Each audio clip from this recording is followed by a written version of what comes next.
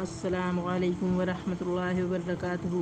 حضرت ابن عباس رضی اللہ عنہ سے روایت کی، انہوں نے کہا رسول اللہ صلی اللہ علیہ وسلم ہمیں تشہد اس طرح سکھاتے تھے جس طرح قرآن کی کوئی سورت سکھاتے تھے۔ چنانچہ آپ فرماتے تھے بقا و بادشاہت، عظمت و اختیار اور کثرت خیر، ساری دعائیں اور ساری پاکیزہ چیزیں اللہ ہی کے لیے ہیں۔ آپ پر سلام ہو اے نبی، اور اللہ کی رحمت اور اس کی برکتیں ہوں۔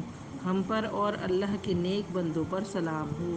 میں گواہی دیتا ہوں کہ اللہ کے سوا کوئی معبود نہیں، اور میں گواہی دیتا ہوں کہ محمد صلی اللہ علیہ وسلم اللہ کے رسول ہیں۔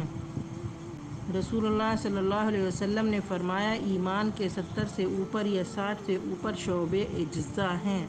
سب سے افضل جز لا الہ الا اللہ کا اقرار ہے، اور سب سے چھوٹا کسی اذیت دینے والی چیز کو راستے سے ہٹانا ہے، اور حیا بھی ایمان کی شاخوں میں سے ایک ہے۔